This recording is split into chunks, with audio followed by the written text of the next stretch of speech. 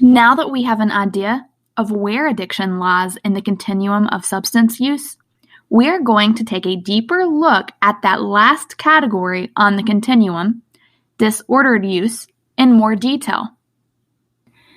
Disordered use is defined through the Diagnosis of Substance Use Disorder in the Diagnostic and Statistical Manual of Mental Disorders, 5th edition, otherwise known as DSM-5.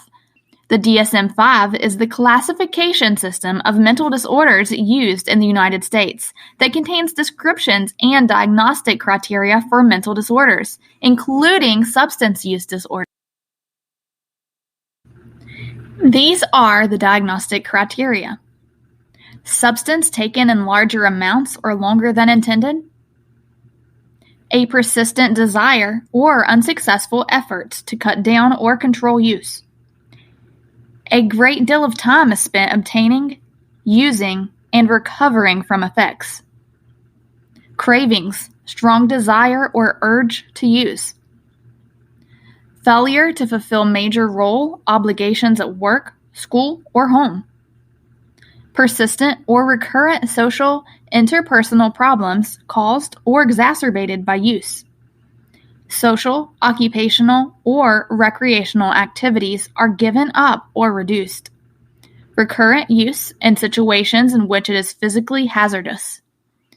Use is continued despite knowledge of physical or psychological problems. Tolerance, need for increased amounts or diminished effect.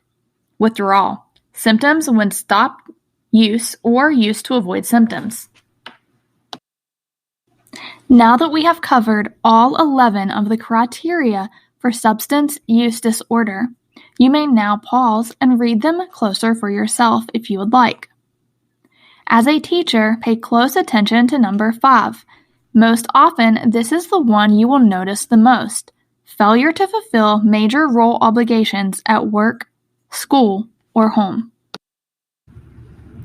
Of these criteria, 0 to 1 would result in no diagnosis. 2 to 3 would result in mild substance use disorder. 4 to 5 would result in moderate substance use disorder. And 6 or more would result in a diagnosis of severe substance disorder. A criterion is only considered toward diagnosis if it has been demonstrated as a repeated pattern over the past 12 months.